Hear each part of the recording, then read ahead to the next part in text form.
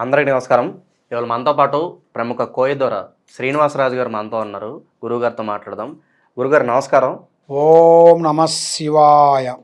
జై పరబ్రహ్మ పరమాత్మ నమ. జగత్తుత్తిస్థితి ఫలయా బ్రహ్మ హరిహరాయ గురునాత్మే సర్వగౌతిగామి దర్శా దత్తాత్రేయ నమసంతిని సిద్ధి కురు కురు కురు కురు స్వహ. ఓం నమ శివాయ. చెప్పు స్వామి. గురుగారు, ఇవాళ మనం శత్రునాశనం గురించి మాట్లాడుకుందాం. చాలామందికి ఎదుటి వాళ్ళ నుంచి వాళ్ళకి ఏదో మోసం జరుగు, లేకపోతే ఏదో ద్రోహం జరుగు, అన్యాయం జరుగుతూ ఉంటుంది. ఎలాగైనా రివెంజ్ తీర్చుకోవాలని చెప్పి చూస్తూ ఉంటారు. వాడిని ఏదో ఒకటి చేయాలని చెప్పి చూస్తూ ఉంటారు. అలాంటి సమయాల్లో కొందరు గురువుగారులు ఆశ్రయించి నాకు శత్రువు ఉన్నాడు స్వామి, ఎలాగైనా వాడు నాశనం అవ్వాలని చెప్తే ఆ గురువుగారు ఆ పర్సన్కి సంబంధించిన ఫోటోలు కానీ, లేదంటే వస్తువులు కానీ, లేదంటే వెంట్రుకలైనా తీసుకురా, ఖచ్చితంగా శత్రునాశనం అనేది నేను చేయిస్తాను అంటూ ఉంటారు. మరి నిజంగా అలాంటి వస్తువులతోనూ చిత్రపటాలతోనూ శత్రునాశనం అనేది మనం చేయొచ్చా? మరి ఇది ఎవరు చేయాలి, ఎలా చేయాలి? మరి మీ మాటల్లో వివరించండి. అయితే శత్రునాశనం గురించి మీరు అడుగుతున్నారు. శత్రునాశనం అంటే మనకి నమ్మక ద్రోహం చేయటం, మనల్ని ఇబ్బంది పెట్టడం, మానసికంగా ఇబ్బందులు చేయటం, అలాగా చాలామంది చాలా విధానాలుగా చేస్తుంటారు. ఎందువల్ల అంటే ఇప్పుడు మనకి చిన్న చిన్న సమస్యలు వస్తే మనం దాన్ని పెద్దగా పట్టించుకోం. ఎందుకంటే మనిషిని ఎక్కడైనా దెబ్బ కొట్టచ్చు కానీ పొట్ట మీద కొట్టకూడదు. అది లైఫ్ లాంగ్ వరకు ఉంటుంది. మనిషికి ఒక ప్రేమ, గౌరవం, అభిమానం అనేది అది ఆ ప్రేమ అభిమానం ఉన్నదాన్ని, దాన్ని లేనిపోయిన దాన్ని మనం చెడుగా భావించి, చెడుగా ఊహించేసి, దాని గురించి వాడిని ఇబ్బంది పెట్టి, ప్రజలల్లో లేనిపోయిన రీమార్క్ పెట్టి, ప్రజలల్లో కొంత ఇబ్బంది పెట్టి కొంతమంది చేస్తుంటారు. కాబట్టి ఈ శత్రునాశనం గురించి చాలామంది నన్ను అడుగుతూనే ఉంటారు, ఫోన్లు చేస్తుంటారు. ఎందువల్ల అంటే ఈ శత్రునాశనం మనం ఫలానా వాడు మనకి ఫలానా శత్రువు మనం చేసాడంటే మనకు శత్రువు వాడు. మరి ఆ శత్రువు నాశనానికి మనం ఏం చేస్తే దానికి పరిహారం అనేది జరుగుతుంది అనేది మీరు అడుగుతున్నారు. అలాగే ఈ ప్రక్రియ అనేది ఎలా ఉంటుంది, ఎలా చేస్తారో అది కూడా చెప్పండి మాకు. అయితే ఈ శత్రునాశనాన్ని గురించి మనకి ఎవరున్నారో శత్రువు, ఆ శత్రువు ఫోటో కానీ, ఆ శత్రువు ఎంటికలు కానీ, ఆ శత్రువు డ్రెస్సు కానీ, వస్త్రము కానీ, లేదు సొక్కాయి కానీ, పాయింట్ కానీ, వాళ్ళ వేసుకునే వస్తువు కానీ, ఏ వస్తువైనా ఒక వస్తువు తీసుకొని దానికి సంబంధించిన శక్తి పూజారులు ఉంటారు. శక్తి పూజారులు అంటే ఎందుకంటే దానికి సంబంధించిన పూజారులు వాళ్ళు ఎక్కడ పడతాయి అక్కడ వాళ్ళు బయట ఊర్లో రాడు, బయట తిరగరు, జనాలలో తిరగరు. వాళ్ళు ఉండేదంతా అడవిలోనే ఉంటారు. వాళ్ళంతా అడవిలోనే కూర్చొని తపస్సు చేసుకుంటూ, వాళ్ళ జ్ఞానముతోని పూజలు చేసుకుంటూ, వాళ్ళకి అమావాస పౌర్ణమి టైంలలో వాళ్ళ అమ్మవారు పూజ చేసే టైంలో ఆ టైంలలో వాళ్ళని మనం సంప్రదించాలి. ఆ టైంలో మనం సంప్రదించినట్టుగా అయితే మనకి జయప్రదం. అయితే మా గురువు గారు అలా చేస్తుంటారు.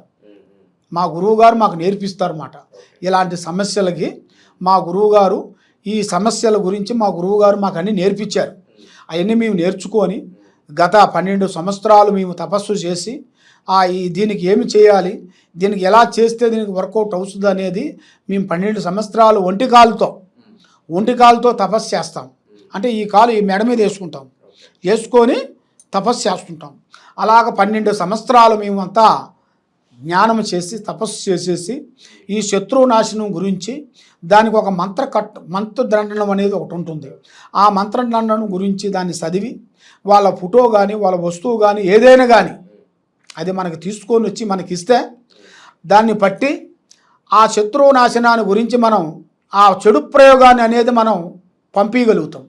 అప్పుడు ఎవరు మనకి ఇబ్బంది పెట్టారో ఆ ఇబ్బంది పెట్టిన వాళ్ళకి వాళ్ళకి మనం ఎలా ఇబ్బంది పెట్టారో వాళ్ళకు కూడా అలాగే ఇబ్బందులు తగులుతాయి.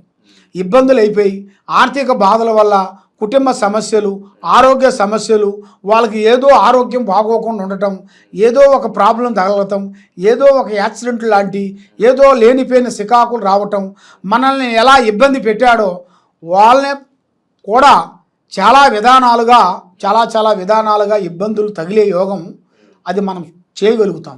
చేసి దాని మంత్రదండను పంపిస్తే ఆ కట్టు కానీ కట్టితే వాళ్ళ ముఖంలో ఉండాల్సిన కదలిక, కళ పవర్ అనేది తగ్గిపోతుంది, ముఖంలో ఉన్న తేజిస్పోతుంది, దాంట్లో బ్లాక్ కలర్ వచ్చేస్తుంది, వాళ్ళకి మైండ్ కరెక్ట్గా ఉండదు, కూర్చుంటే కుందేలు బుద్ధి, లేస్తే లేడు బుద్ధి, పండుకుంటే పాము బుద్ధి, 3 బుద్ధులు 6 గుణాలు మాదిరిగా ఉంటాయి.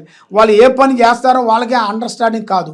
దానివల్ల వాళ్ళు చేసిన తప్పు వాళ్ళు తెలుసుకున్నంత వరకు అది వాళ్ళని వెంటాడుతూనే ఉంటుంది. ఆ విధంగా మనం చేస్తేనే వాళ్ళ జీవితాంతం అందున వాళ్ళు వెంటాడి వాళ్ళ జీవితంలో చాలా వరకు ఇబ్బందులు అయిపోయి మనశ్శాంతి ఉండక అధోగతి పాలయ్యే మార్గాలు కూడా ఉంటాయి. ఆ విధంగా మనం చేస్తుంటాము.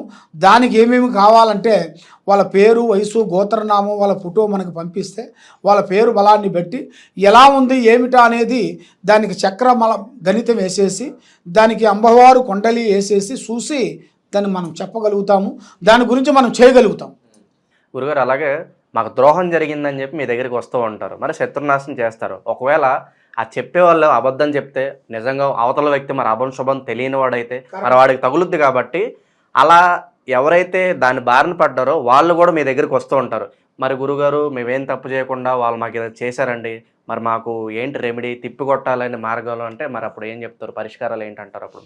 అయితే నాయన అలాగ మా దగ్గరికి చాలామంది వస్తుంటారు, వచ్చేసి స్వామి ఫలాని విషయంలో మాకు ద్రోహం జరిగిందండి అని మాకు వాళ్ళ పేర్లు, ఫోటోలు అవన్నీ ఇస్తుంటారు. అప్పుడు ఇచ్చినప్పుడు మేమంతా చూస్తుంటాం, ఇది నిజంగా చెబుతున్నాడా అబద్ధం చెబుతున్నాడా అనేది మాకు అమ్మవారు పూజలో పెట్టినప్పుడు తెలిసిపోతుంది. అమ్మవారు పూజా బలంలో పెట్టినప్పుడు వీడు కావాలని చెబుతున్నాడా లేదా అనేది, లేకపోతే వీడికి నిజంగా జరిగిందా, నిజంగా జరిగింది అయితేనో అది సక్సెస్ అవుతుంది. నిజంగా జరిగితేనే నిజంగా జరిగితేనే అది ఆ మంత్రం పూజ కట్టు అనేది అది సక్సెస్ అవుతుంది. ఇది నిజంగా జరగకోకుండా కావాలని వాడు ఎదుగుతున్నాడు, వాడి మీద లేనిపోయిన శికాకు పెట్టాలని వీళ్ళకి చెడు ఆలోచన ఉండి వీడు మనకి చెప్పాడు అనుకోండి, వీడికి డబ్బులు నష్టమైతాయి, పని కాదు. అలాంటి మీరు కూడా ఎంకరేజ్ అక్కడ అమ్మవారు పూజలు అనేది మనకు తెలిసిపోతాయి. దానివల్ల మేము దాన్ని కూడా మేము ఎక్కువ పట్టించుకోము, దాన్ని చూడనట్టుగా వదిలేస్తుంటాం. ఆ విధంగా జరుగుతుంది. మరి అభంశుభం తెలియని వాళ్ళు ఈ బారిని గురవుతూ ఉంటారు కదా, మరి ఆ కట్టు కానీ మరి దాని నుంచి విముక్తి పొందాలంటే మరి ఏంటి పరిస్థితి అంటే? దాని గురించి విముక్తి పొందాలి అంటే ఏది ఇప్పుడు ఆ ప్రాబ్లంలో నుంచి శత్రునాశనం నుంచి విముక్తి పొందాలి అంటే దానికి ఒక కట్టడి అనేది ఒకటి ఉంటుంది. ఆ కట్టడి ప్రకారంగా దాన్ని చేసి విరుగుడు అనుకోవచ్చా? ఆ విరుగుడే దాని విరుగుడికి ఆదివారం అమావాస్య, ఆ ఆదివారం అమావాస్య రోజున ఆ మంత్ర పూజ కార్యక్రమానికి అనేది దానికి పవర్ ఎక్కువ ఉంటుంది. అంటే దానికి ఎప్పుడు పడితే అప్పుడు పూజ చేస్తే దాన్ని ఫలించదు, దాని పవర్ అనేది ఉండదు. ఆదివారం అమావాస్య సూర్యగ్రహణం చంద్రగ్రహణం వచ్చినప్పుడు అప్పుడు ఆ విడుగుదల అనేది దానికి పూజా కార్యక్రమం అనేది మనం చేస్తే దాంట్లో నుంచి ఆ ప్రాబ్లం నుంచి బయటపడతాడు. వాడికి మనశ్శాంతి ఉంటుంది, చేసే కార్యక్రమాలు అభివృద్ధి అవుతాయి. వాడు ఎన్నో రోజుల నుంచి సతమతం అయిపోయి మనశ్శాంతి లేకోకుండా మానసికంగా బాధపడుతూ ఏరే వాళ్ళు చేసిన కొన్ని చెడు ప్రయోగాలని వాడి మీద ఉండి సతమతం అయిపోయి ఏ పని చేయక ఏం ఆలోచించక మానసికంగా కుంగి ఆలోచన పడిపోయి టెన్షన్ పడిపోయి మానసికంగా ఇబ్బంది పడిపోతుంటారు. ఒకరితో చెప్పినా కూడా అవి తీరే సమస్యలు కావు.